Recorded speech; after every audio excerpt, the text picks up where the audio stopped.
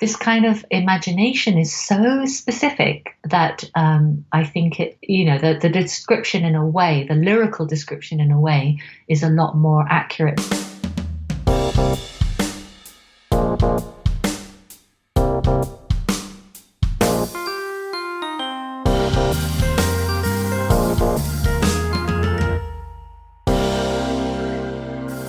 Hello, print friends, and welcome. I'm your host, Miranda Metcalf. Each week, I chat with artists who use print-based media to do something beyond the expected. This is a bilingual podcast, so if you subscribe to us, you'll be getting episodes in English with me, as well as in Spanish with Ronaldo Gil Zambrano. Together, we speak to printmakers around the globe about their practice and passions in the world of printmaking. Hello Print Friend is brought to you by Speedball Art Products, who've been offering a diverse range of high-quality products to your creative practice since 1997. And if you're looking to add some pizzazz to that practice, check out their new line of additive glitter. Add a sprinkle of that glitter to any Speedball fabric screen printing ink to bring a touch of shimmer to your next design. This glitter additive can be used in nearly any ratio, whether your sparkling vision is more subtle or dripping with scintillating shine. Check out the link in the show notes for more information. This episode of Hello Print Friend is also brought to you by McLean's Printmaking Supplies, who've been dedicated to the art and artists of relief printmaking since 1979. The small specialist team in the Pacific Northwest is the leading supplier of Japanese relief tools for printmakers in the US and abroad, whose primary purpose is to help you find the materials and support you need to reach your printmaking goals. Our editor, Timothy Pauschak's two favorite tools are his Fatatsu Waru Sankakuto 3mm V-gouge and his Josue Maruto 1mm U-gouge, both from McLean's. But you don't have to take our word for it because these tools speak for themselves. Head on over to McLean's at imcleans.com to find your new favorite tool and keep on carving. My guest this week is Wuon-Gean Ho, a Bristol-based printmaker who is currently getting her PhD at the Center for Fine Print Research. Wuon-Gean was the first guest on Hello Print Friend, and today we return to her to catch up on the tumultuous last 3 years. If you want to hear Wuon-Gean's full backstory, I highly suggest you check out episode number 1. It still slaps. Wuon-Gean is also a practicing veterinarian, and we talk about the ways in which interacting with animals intersects with the intuitive nature of art making. We also talk about her life during lockdown in the most densely populated part of Britain, the print she made about her life in isolation to send to her father, who was in a care facility, and her upcoming panel at the Impact Conference. So without further ado, sit back, relax, and prepare to go back to the beginning with Wuon-Gean Ho.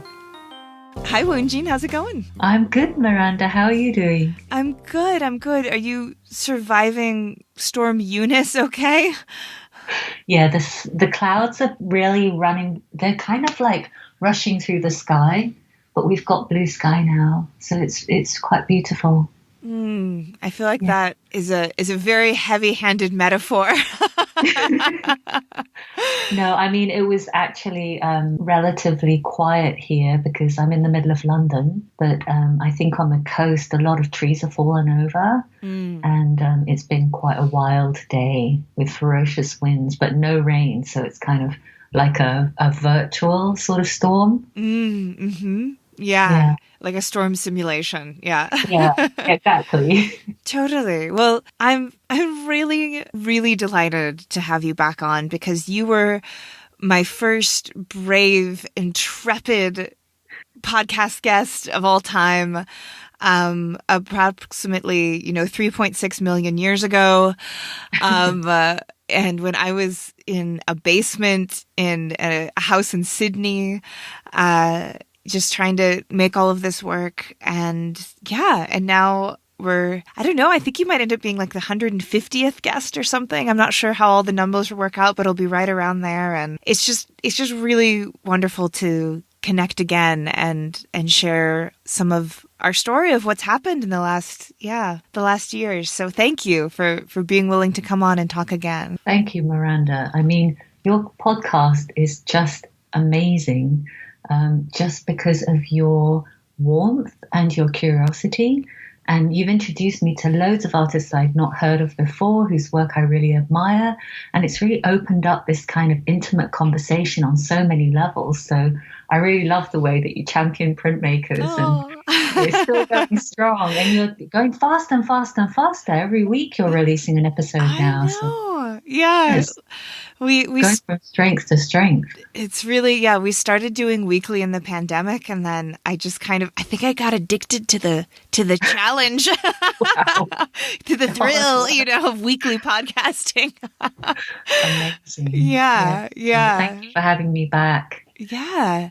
Well, you shared your story in depth and in detail and with just beautiful honesty in the first episode. So I think if anyone wants to hear the, sort of baby printmaker foundations Wuon-Gean, all through, they can go and listen to episode 1, because I still think it's a great conversation that we had. But to kind of ground people a bit for our chat today, let's go back a little bit and maybe just if you can do the who you are, where you are, which you've already said, London in the middle of a storm, but then the explaining how would you describe what you do? Yeah. Okay, these are all really existentialist, terrifying questions right now.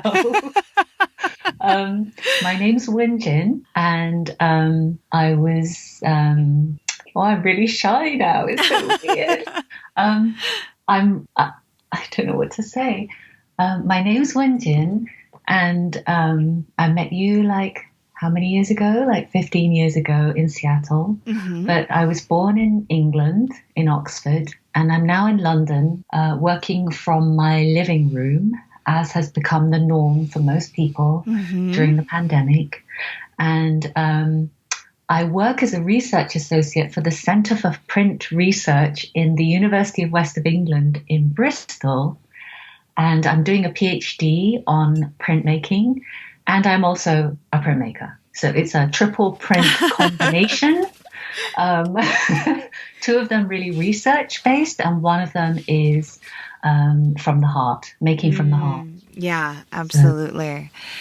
And then just to, again, give a little more context, can you just let people know, where did you grow up and what role did art play in that part of your life? Okay, so I grew up in a family from Singapore, Malaysia. My dad was a vet and my mum was a nurse. And I grew up in this really medical family with a family business next doors. And so I helped out in the surgery. And in my spare time, I did drawings of cats and my sisters. So art was like this kind of escapism from this very practical livelihood of being in a family that had moved to the UK in the 60s and who were struggling with not struggling, but surviving and thriving with their small business, their small family business. Mm-hmm. Yeah. Yeah. And then where does printmaking come into your story? So when I was about 11, I went to a local art fair called Art in Action. And they have these really short classes. I think they're about 40 minutes long. And I took a lino cut class.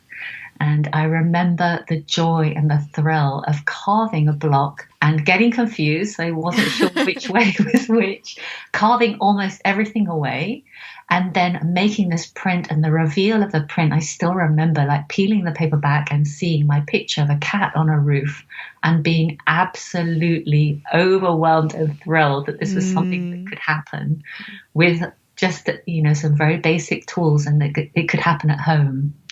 So I begged my parents for materials, and I made a lot of work on the kitchen table in the family home when I was growing up. Yeah, I feel like that's a wonderful kind of like first bookend to a bit of where you are now. You were pre-practicing for pandemic art making by doing the like at home. Yeah, the at home practice as a kid. Yeah, yeah. And so you worked as a veterinary surgeon yourself for quite some time, and that would show up in your prints. You've got a wonderful one of you getting absolutely chomped on by a small dog. Yeah, that's true. Yeah. I still work as a vet, actually.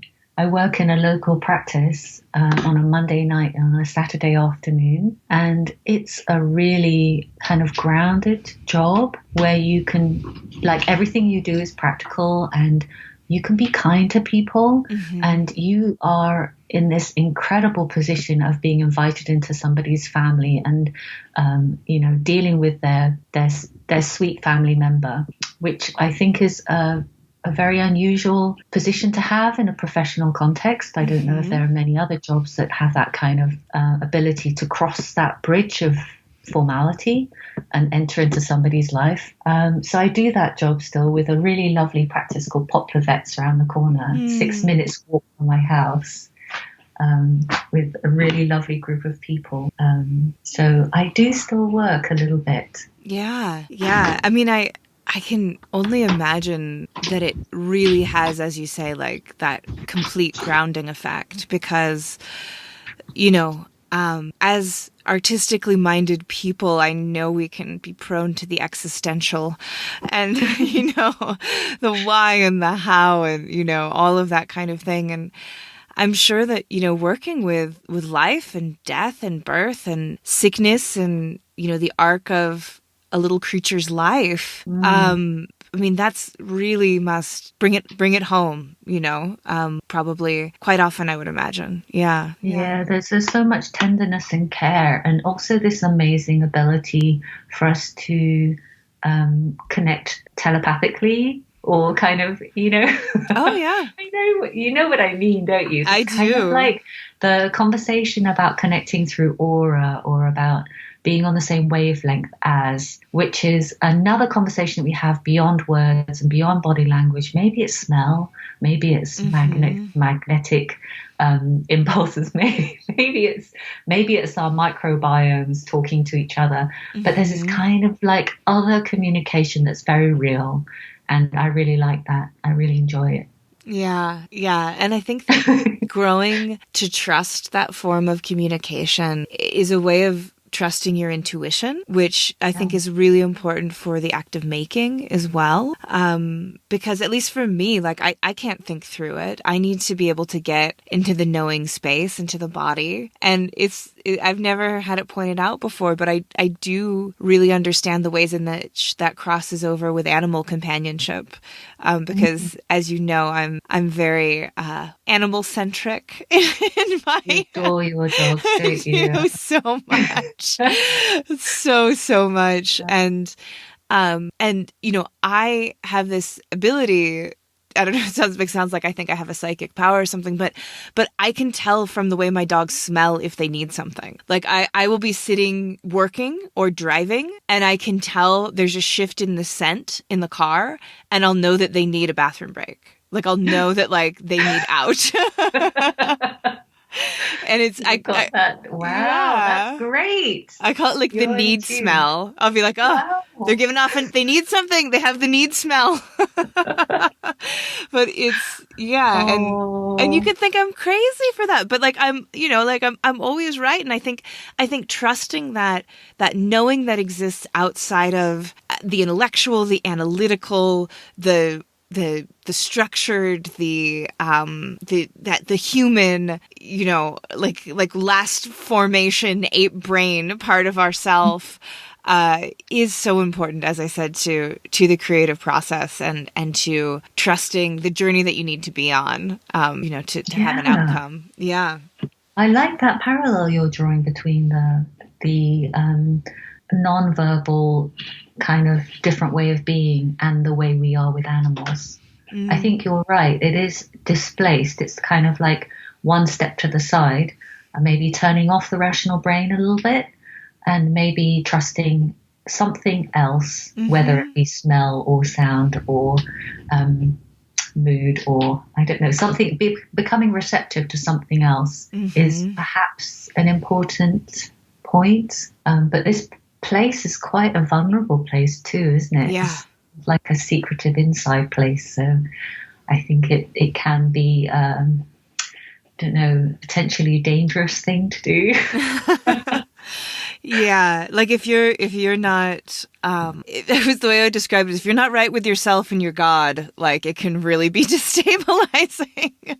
And I think what I mean by that is the vulnerability of coming from that place of purity. If you don't have your feet grounded and somebody comes along and takes a swipe at you when you have your soft underbelly showing, that can be potentially truly damaging, to a creative practice, to a sense of self. I think that's part of the reason why grad school is so hard for people. It's just show your underbelly, and then someone comes and takes a swing at it, and then show your underbelly, and someone comes and takes a swing at it. Yeah. Yes, actually, I think that's very true, that grad school does tend to amp up the critical volume, and so you have to develop a way of fighting back. And I didn't find it very easy to make when I was on the back foot. Mm-hmm. Like, I thought, like, being aggressive or being protective of my inner ideas, it's just not a very creative place for me to make. So I found that quite hard. I didn't enjoy it at all. Yeah.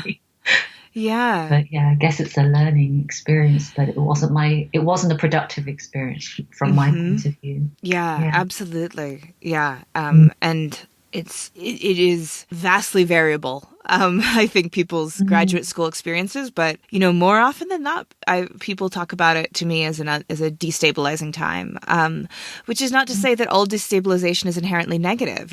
Sometimes you lose your footing and you have to find a better stance when you land again, but it's certainly not comfortable when you're before you find it again, when you're flailing in the air to just kind of like push this metaphor to its,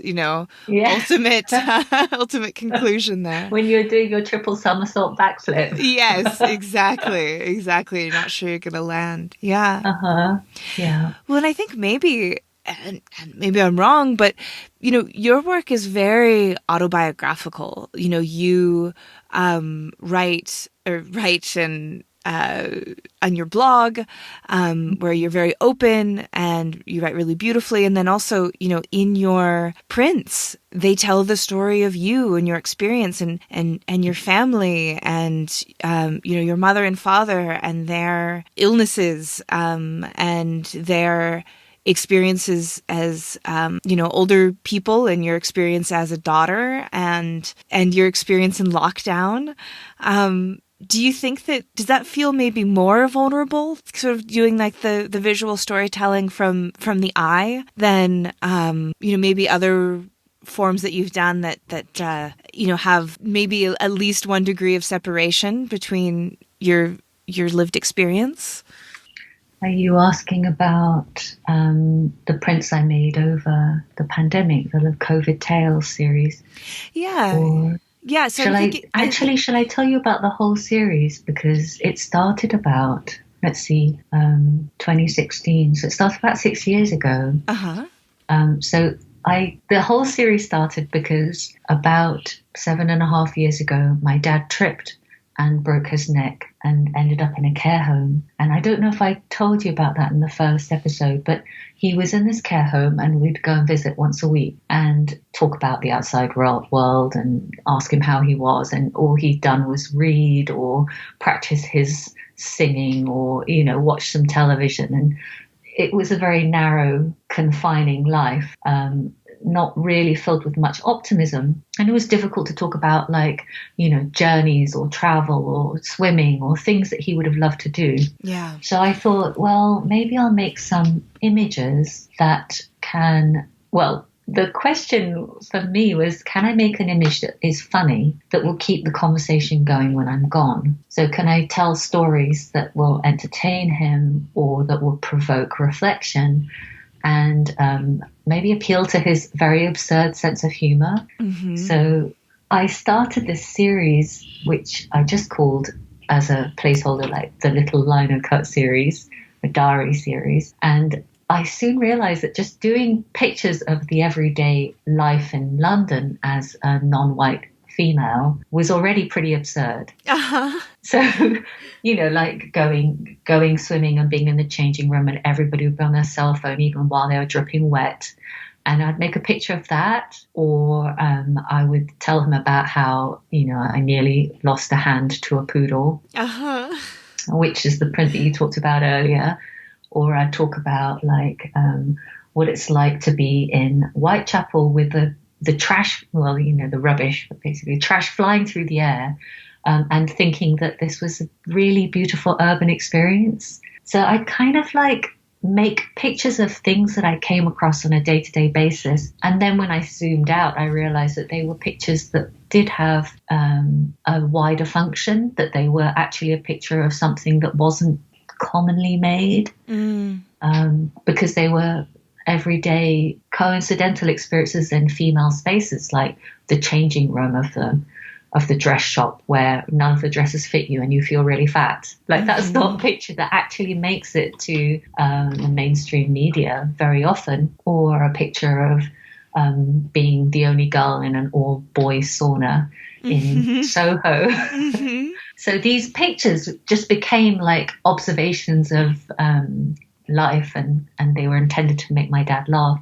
And then the pandemic struck, and suddenly the pictures were the only way I could really talk to him, because I found it so upsetting phoning him on Skype and not being able to touch his face. So I used to post him these postcards, and they took on a different function because they were suddenly only about life in a one-bedroom flat surrounded by a lot of other one-bedroom flats in the most densely populated part of England. There's 16,000 people per square kilometre in Tower Hamlet. Wow. Yeah, it's really, really, really crowded. Yeah. So, yeah, it became a conversation out in the bathroom, like working from home, having a horizontal life, feeling that I was safe in a cocoon, and then feeling that I was maybe like an evil mastermind plotter, plotting, like how those Bond villains usually have like domes that they sit inside and have a control panel. So my fantasies took off, this imagination just... And I feel like all your plants could be your co-conspirators. I could see it. Yeah. Yeah, they are. They very much. Although I managed to kill one. I did a couple of pictures of it, and then it died. And I think I overwatered it. Oh, too much attention. Yeah. Yeah, it got smaller and smaller. And I kept giving it baths because I was worried it was drying out. I think I drowned it, but it got really, really, really very small, and then it disappeared. Oh. So, yeah, I made all these, and the tragedy is that I posted them to his room in the care home, and we weren't allowed to see him for a good year and 2 or 3 months.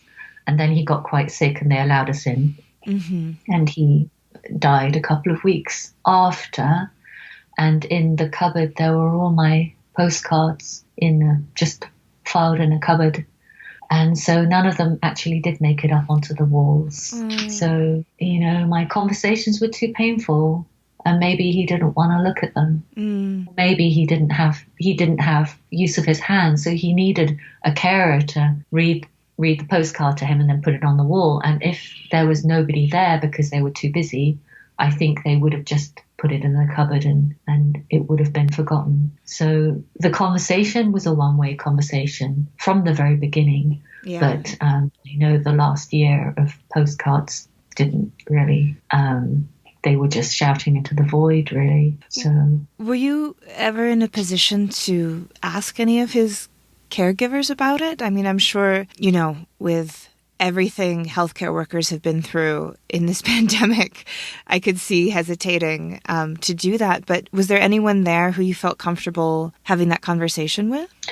I don't know. I think we couldn't really ask without there being an implication of sadness and maybe failed responsibility. But I do remember that halfway through, they allowed us visits outdoors.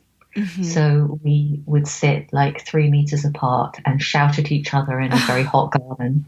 Yeah. And I would say, I would really long to bridge that divide by touching him. And so the carer would come to take him away, and they'd say, "Is there anything else you want?" And I'd say, "Can I hug him?"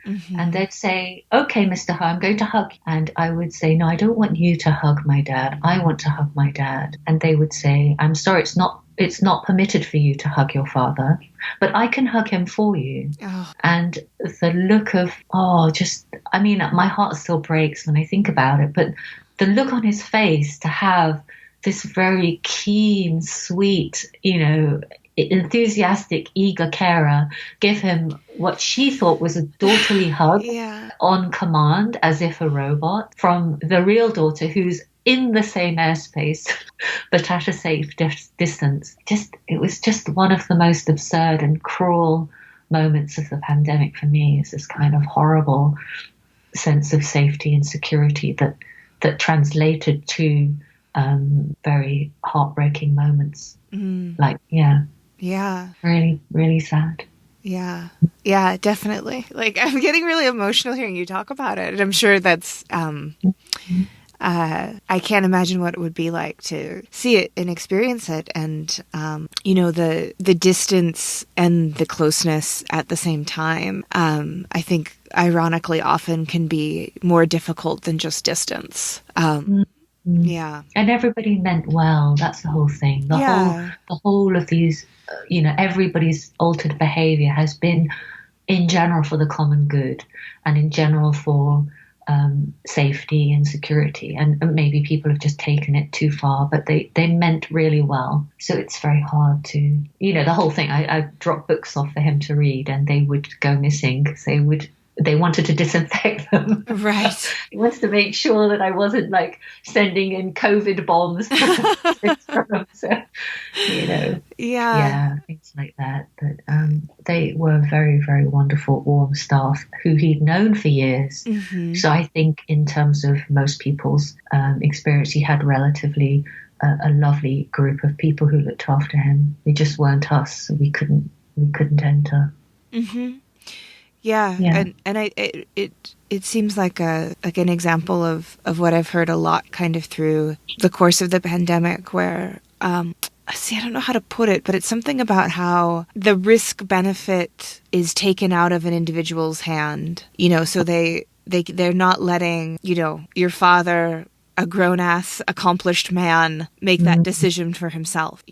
Of like, no, I this is worth the risk, to have this contact with my daughter, and that of course has this branching effect, in that, of course, if it's not just an individual's decision, because it does affect everyone else. I don't know if this makes sense, but it's sort of like we can't make the decisions for ourselves because of the nature of a transmittable disease, that decision affects everything else, so if you wouldn't just be COVID bombing him, right? You'd be like the whole place, right? So it's this really tragic kind of back and forth that leads to just really heartbreaking situations there's not another word for it. It's You have an image that you made that I actually think about all the time, which is it's you in front of a Zoom meeting with your video turned off. And you're just sobbing.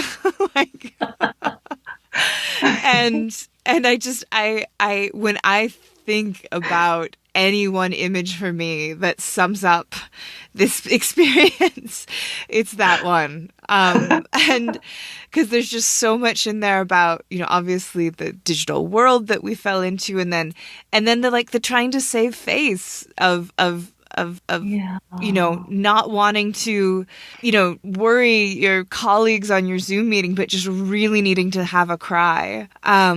And, you also documented comical moments of, trying to trim your own hair or do Pilates, for the first time via YouTube, because I know, you're quite an active person, and swimming was such a joy for you, as you mentioned, these locker rooms that you have some inspiration from. But of course, public pools were closed. So did you find, making and documenting these images, as you say, you had this this desire to connect with your father, but the actual making, was it cathartic for you, or healing, or was it able to bring some levity to your own experience? Yeah, you're really perceptive. I was making these pictures for my dad, and then I realized I'm actually making them for me. And so I could then be, I'm sure I've never been in therapy about this, but I'm sure I'm sure there's some kind of really great like explanation, but I could look at the little girl crying in the picture and go, "Oh, don't worry about it. Really cheer up. It'll be okay." Oh my And gosh. really laugh. I think it really made me laugh because the conversation was so absurd.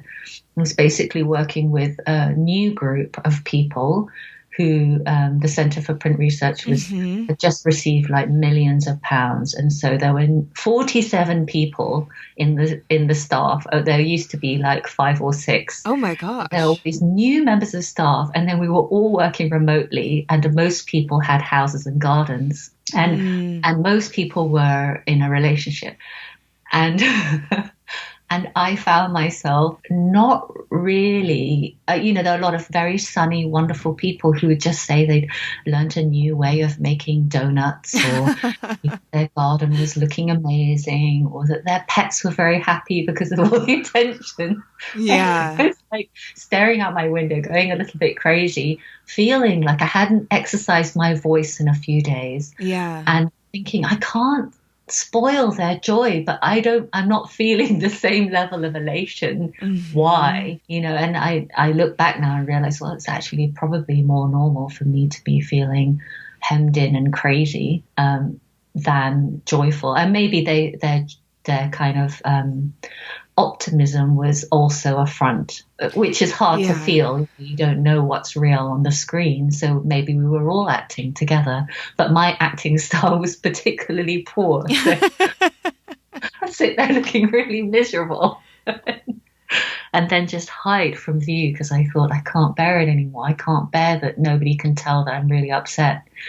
I can't bear the fact that we can't have tiny whispered conversations like we used to do in the corner by the kettle, Yeah. Found it very, very hard. Yeah. Well, and I think in the time that I've known you, you've always been someone who's so interested in a genuine human connection. And I don't know, maybe that phrase is what's the word, like, can be a bit like, oh gosh, what's the word I'm looking for? I'm so glad I get to edit myself. But it's like, it can be, it can sound, glib maybe, or kind of like, like a sound bite. But for you, it seems very, very real. Like, that was very clear from the moment I met you that you are someone who really wants to connect with other people and understand other people and build something with other people. And I can imagine then that the pandemic would be more difficult for someone like you than someone who, has more of a isolationist mentality naturally. I think you've just said something. You've put your finger on something quite deep. But I think I realized in the transition from a vet job to an office job that happened just 3 months before the lockdown, was that I'd always worked in this way where I'd meet someone and then I'd have to not only gain their trust, but I have to gain the trust of their dog or cat, and then be as honest as possible and ethically upright as possible, quickly and efficiently, and within a budget. And you have to be present. You can't be floating around or thinking about other things or thinking about bureaucracy. You might have to worry about legalities of using certain drugs or whatever, but you'd really have to be there. You'd have to figure out what you can do. And the office life is a different tempo. It's something where you could store up all your technical questions and ask them next month if you wanted to. It's a kind of like or like, right, I'm going to do this experiment, but I'm going to plan it first. I'm going to do this reading, and then I'm going to figure out who's done it before. I'm going to make sure nobody else has done it.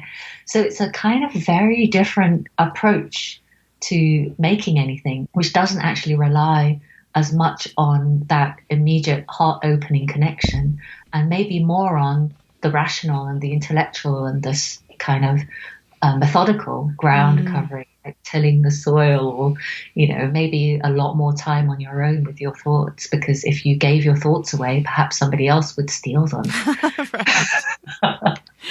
So yeah, it's very, very, very different, and I think you've really put it in a positive way. I feel more validated now you say that, because I always saw it as a flaw, because I do No. kind of just sort of open my heart immediately, and then sometimes people are like, put that away.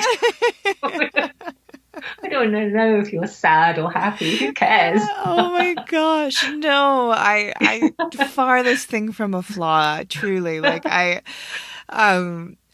think that I admire that so much about you, and it's something that makes me always look forward to any interaction that we have, is that I know it's going to really, as you say, it's going to come from the heart. And I really love that about you. So Thank you, Miranda. I do wonder though, as we're kind of talking about it, I wonder if it's maybe something that is a little bit trickier to navigate in the culture of Britain. And I say this from my own travels and my own experiences, particularly in Australia, where I am also a heart on the sleeve kind of a gal. And I got that reaction in Australia a lot of the like, you're being really intense right now, and I'm not sure why, Okay. And Yeah, could it be? yeah. Could it be? So I don't And maybe, know. yeah, I wonder. Maybe it's just I guess it's cultural, and it's also office work Yeah, being yeah. different from teaching, for example. Right. Or I imagine, Yeah, vet work, vet where work. where I, Definitely. as someone who's very attached to my dogs, I would want to see your genuine feelings about my dogs, and Yeah. that's actually what would build the trust, just the other morning, this is sort of totally tangential, but just the other morning, Tyrion, we woke up, Tyrion was asleep at the foot of the bed like she usually is, and we're like, good morning. She's the smaller dog, and she looks up and her whole face is swollen, Oh no. and we were like, oh no. And we ended up taking her to the vet at 7:30 in the morning, as soon as they opened, and they thought she had maybe eaten a scorpion. Oh no. So, Oh, poor thing. yeah. And so, but like, seeing the very genuine concern from the vet tech and then the vet, I was like, okay, like I will give you my dog. You can take my dog in the back now to run a blood test on her, Mm. it's necessary. And I've talked about this before, I think on the podcast, that the only thing I believe really builds connection between people is vulnerability. And so, yeah, I'm sure that's part of it as well. And you've gone from this place where, vulnerability, speaking as the consumer of veterinary practices, is such a plus to see that, to see, oh, like you look genuinely concerned about the comfort level of my dog right now. Like that Yeah. puts me in a place of ease. Whereas, yeah, office life is really different. It is really different. Yeah. Well, like for example, it's really funny because I started the job and I used to type really intensely in the corner of the office, and people would stare at me and then they'd be a bit annoyed. And I realized that I was treating the computer like I was doing surgery on Oh, the machine. And I didn't want to take my attention off because I was really worried I had to keep it alive. yeah, of course. And then I'd kind of break from it and go and have tea and jump around and eat biscuits and then come back. And I realized that my tempo was really different from everybody else's. But I was Totally. treating the machine like a co-collaborator, like, let me be really kind to you and connect with you. Yeah, yeah, So, like it was your little corgi that you needed to fix up or something. Yeah. yeah. Yeah. Yeah, Well, the culture shock. totally. Well, speaking of that world, I would love it if you could speak to a little bit the Center for Pine, the Center for the Center for Pine for Pine Print, the Center. The Center for Fine Print Research, because it has this really, I feel like, illustrious name, and it's been something that I've personally been really interested in, and maybe talk a bit to, if you want to kind of like the mission of the center and how you kind of fit into it. Okay, yeah. So this center, I think it was born 21 years ago, and it was a renegade group of people who wanted to make a bridge between print, traditional print in all its glory, and technology. And so Stephen Hoskins, who and Karina Paraman, I think the two kind of one of the earlier members. I think Stephen Hoskins founded it, and I think Karina's one of the people she runs it now. You'll have to edit this because it's a real jumble. I should say it nicely. So basically, I think, for example, like one of the projects was to see whether there was a way of developing water-based screen print inks, because oil-based inks were so intense and beautiful, but they're so bad for you. So Stephen Hoskins developed the water-based printing system for commercial screen printing that we use generally now. I think that's one of them. And the other things that they're investigating ways of transferring designs from metal onto ceramic by using transfer papers. This is a really old industrial technique that was common in the pottery factories, like in Stoke-on-Trent. And they're currently looking into a way of digitizing this process or making this process sustainable for the future. So it's kind of like the interface between old style print and new style technology that they're concerned with. And so my colleagues are amazing. I'm not one of the makers there, but I have a colleague who is investigating printing by extruding clay. So they've made these amazing motors, and they're getting the clay just to the right tackiness so that they can use it to kind of print chimneys and walls. So they're having fun doing that. We see them in one corner. And then there's another group of people who are working with graphene. So they're trying to make futuristic textiles with graphene that has a conductive ability. So it could potentially become a biosensor that would then maybe check whether your blood glucose level was correct. So you could maybe wear a vest if you were diabetic, and it would tell you whether you needed insulin. Oh, wow. Super cool. And I have a colleague who's interested in printing ceramics that then fire. So that was Stephen Hoskins and David Hewson.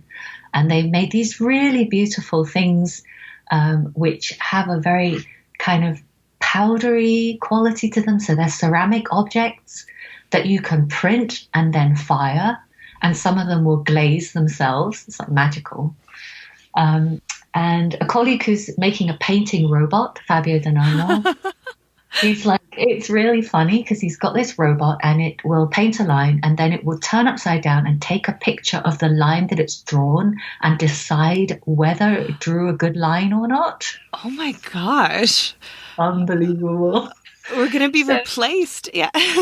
Well, he's always trying to work on these fields, but I still think that our level is so much more advanced. And this is the baby steps towards getting a robot to color in a picture book, for example, but he's really working on that.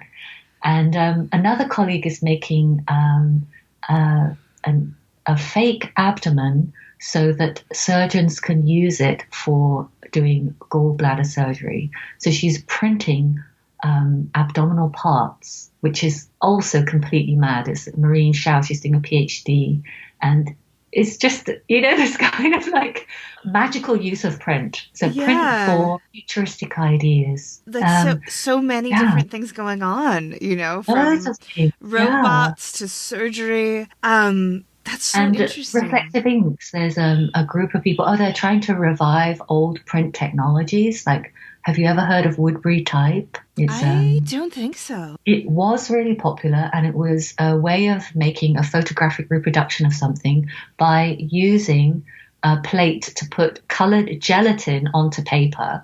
And the gelatin was colored so that where it was thick, it would look darker, and where it was thin, it would look lighter.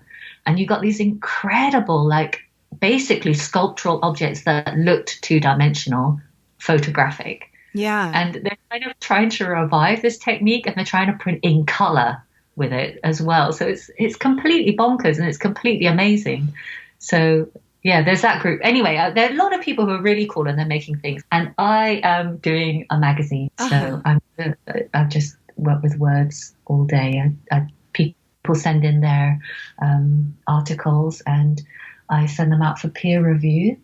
And then we edit them together and they get published in the Impact Printmaking Journal. Yeah. So you're also doing a PhD there as well. So it's a Center for Fine Print Research, but it's attached to the University of West England, right? Mm-hmm. So it's does the work that you do there intersect with your PhD, or are these two completely separate sides of your life? Yeah, the PhD is slightly separate because I started it in April 2020 in lockdown, and it's about ways of capturing tacit knowledge in relief printmaking processes. So I'm looking at ways of filming people, filming hands and gestures, and maybe slowing the footage down or taking really detailed audio capture and seeing whether I can, well, I don't know yet because I'm halfway through, but I'm seeing if there are, those like micro gestures, or like if I can reveal how things are done by the way I film them. I'm kind of in the middle of a lot of theory at the moment. So I've been reading all about qualitative research and different ways of approaching video. For example, whether you are suspicious or empathetic. So it's quite theoretical, but I'm having fun and I'm working with these 3 printmakers who make up a collective called Pine for Oda, and they're great relief printmakers who work on wood. And we're making this massive collaborative print in the north coast of Devon together. And I've been filming it and looking at the footage and seeing how we all work differently and how we complement each other. So that's the kind of in the middle of the project that's happening at the moment. Yeah. So I feel like could you maybe speak to a bit more? Oh, can you hear me? Yeah. Shall I explain a bit more? Because I sort of just rambled. Yeah, I was saying, so I understand like the kind of like the capturing and deconstructing of gestures, and I understand the relief printmaking, but how do they interact? Are you filming them making the relief prints, or how does that intersect? So what I've done so far, I've actually looked at 2 types of relief printing. I'm looking at Japanese woodblock, mokuhanga, and I'm looking at wooden liner cut, just relief, like the way you carve the block and the way you apply ink and the way you print it. And for example, I'm trying to maybe capture and potentially verbalize things that we know how to do that we don't know how we know how to do them. Yeah. For example, in Japanese woodblock, there's a technique called gomazuri, which means sesame seed effect. And it's a really beautiful effect where the paint goes very speckledy when there isn't quite enough glue or pressure in the mix. And every textbook says, when you're a beginner, when there's a new block, this generally happens, but as the block warms up, don't worry, it'll go away. So there's this kind of like, don't worry about it sort of attitude to this very beautiful effect that a lot of people in the 40s used in the kind of Shinhanga movement. The Sosaku Hanga movement, the creative movement. So I thought, wouldn't it be interesting to quantify how we do these things? So I've been measuring the humidity of the paper, the humidity of the air, the temperature, the speed of my brush strokes, the pressure that I put on the back of the paper, in order to find how this thing that we know how to do that we don't know how to say is made. And so I've done it from bottom up with that project. With the other printmakers, obviously it's their bodies and their approach and their secrets and their gestures. So what I've done is, this is slightly top secret because I haven't actually published it yet, but I'm really excited. I've made a new technique. I made up a new technique of printing, which I've called Heartland Hanga. It's just a new technique, like a really mad way of doing things. And I've taught it to these people and they're doing it better than me. But in a way, it's kind of like the filming of me making this new technique and then showing people how to do it and then watching how they use it demonstrates how we transmit knowledge, this unspoken verbal knowledge, how we draw on our wealth of experience of, we already know how wood moves and we know how much pressure to put on the back of paper, and we're using them unconsciously. And then the bit that's new suddenly jumps into the focus. You suddenly realize, that how you have to transmit it and what people have to know in order to be able to understand it. For example, they need to know how it sounds, or they need to know how much I linger at the end of a movement.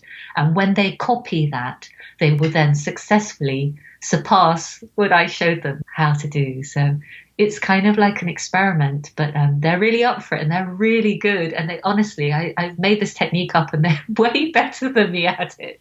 So hopefully I'll get to tell you all about it in a more formal way soon. Yeah. Okay, that makes complete sense to me now. Like a little. Sorry. No. I do understand how it's really difficult, especially right when you're in the weeds of something, when you're still wading through it, to have the top down view, to give a consistent elevator pitch. But it's really fascinating because what you're speaking of, I see so much in print studios. I actually just did a tour of Tamarind with Tim a couple of weeks ago, and got to see Brendan Gunn, their educational coordinator, and got to see all these students who are in the process of learning, this really, really high-end lithography, and asking them and engaging with them about the process of their collecting this knowledge is right in line with what you were saying, if there was a wonderful young woman there named Lindsay who was printing a litho and using transparent ink. And so she's taking this ink with her roller and she's transferring it to this plate. And but the plate, the color of the plate doesn't seem to be changing because it's such a light. And I was like, well, how do you know when it's ready? Because she can't just count, although counting has a bit to do with it. But, as the ink is changing that she's rolling, the amount of swipes she needs to make on the plate is changing because, that maybe the ink's getting a little bit thinner or it's warming up. And, and basically the answer was, sight, smell, sound, texture, it's this really transient feeling and ephemeral feeling and variable feeling that she is just getting a sense for. And so that's just, anyway, it just sounds really much in line with what you're working on, is like, how do we actually quantify that kind of knowing, which really intrinsic to being a really accomplished printmaker. Yeah. Exactly. You've just said it beautifully.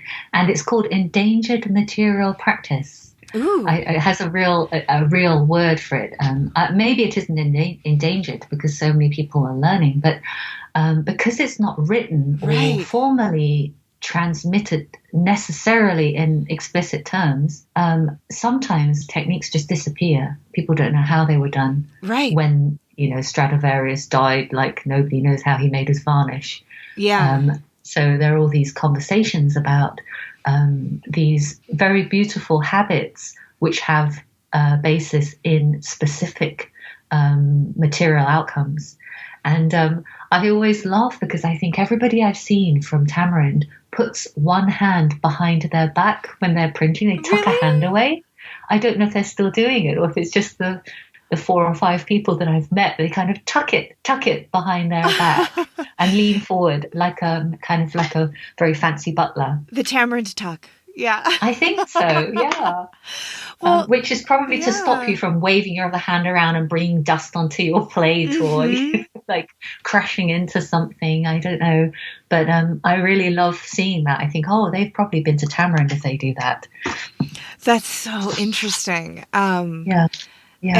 And it in the connection with movement too, because I know that you've had explorations of movement before this research, and I I have a background in dance and was quite serious about it for a few years in my early 20s. And my body still remembers so much of those movements that I could never describe. And, Tim will ask me about it, and I'll be like, no, Wow, yeah. Yeah. I mean, there are really lovely parallels Mm-hmm. in language with people who teach things like yoga, where they'll say, like, imagine a string pulling your middle finger to the other side, Mm-hmm. or imagine that you are a column of whatever, a column of Yeah. water. Imagine you're trying to swim through a tiny hole. This kind of imagination is so specific that I think the description in a way, the lyrical description in a way, is a lot more accurate than having me say, now extend your arm to, 90 degrees from the floor. Mm-hmm. Totally. With Yeah. tension in your middle finger. It's like, well, okay. It doesn't have the same heart or the same kind of holistic communication. Yeah. So, yeah. yeah. Oh, that sounds really interesting and really rewarding. It sounds like you're excited about it too, which is always a good place to be halfway through your PhD. I've talked to a few people who are only halfway through and already, sounding a little bit worn down by it. But what a interesting, universal and specific thing to study, because of course it is so specific to the craft at which we have this absolute print obsession. But but it also, as you say, can translate to dance and to yoga and to violin varnishes. Yes. Yeah, how interesting. Oh, it's wonderful. Yeah. Well, I'm glad you're excited for me. I definitely, because I'm at the daunted stage, actually, to clarify. Yeah. I think, although, that I do identify that as well. And I think, the advanced degrees have this ebb and flow to them, where there's this opening and opening and opening and opening, where like you see this spider web of research and you realize it could go on forever. And how am I ever going to do my lit review? But then, it does flow back. There is a narrowing in the second half of the journey. Just keep the faith. It'll happen. Okay.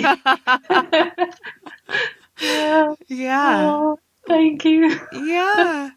Well, before we sign off, can you tell me something that maybe you're looking forward to in the future, or something on the horizon that maybe you want people to look out for? Whether that's the Impact conference or getting to travel, or maybe you should come in your research. You should come visit Tamarind. That you need to come see me in the desert. Yeah, I would really love that. Actually, I think I told you before, I'm in a pause. I'm not making any work, because to make work is opening up my sadness for my dad, who passed away last summer.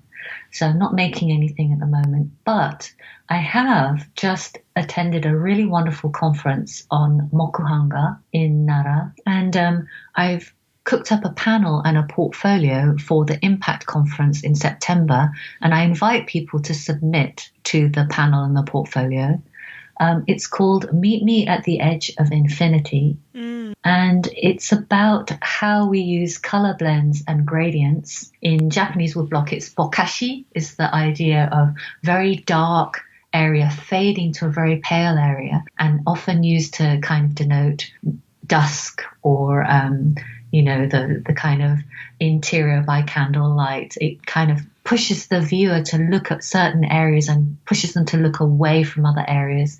And it's this also very kind of beautiful conversation about the non-photographic version of sculptural form. A lot of photographs have these beautiful expressions of light. Okay, you guys can do that, but we're doing it by hand. So what happens when you have this very lovely color shifts from one to another? It kind of makes it look very luscious and juicy and exciting, and maybe gives you the idea of the gleam of light off metal or off lips, like in the pop artists.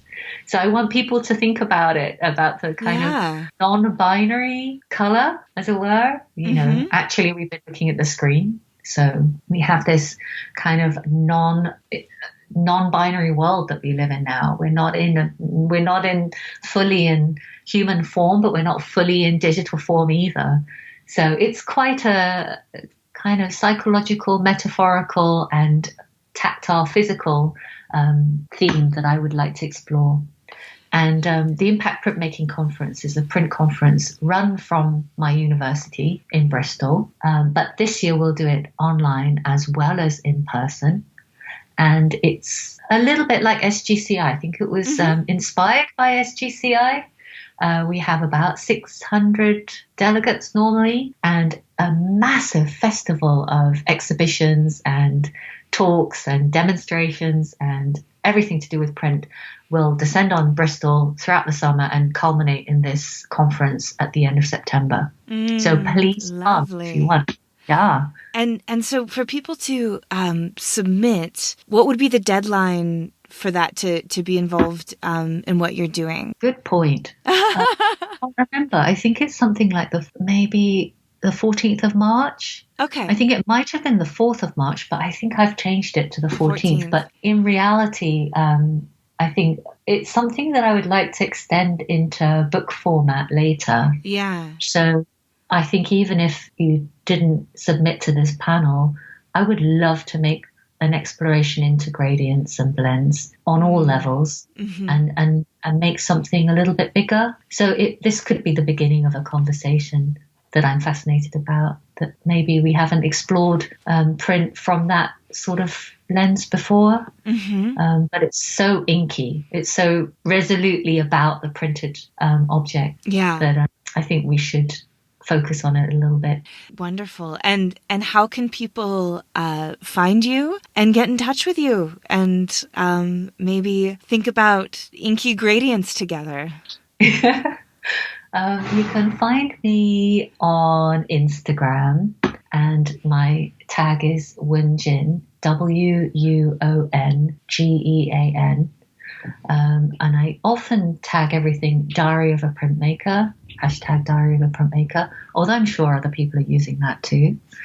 The University of West of England Centre for Fine Print Research is cfpr.uwe.ac.uk.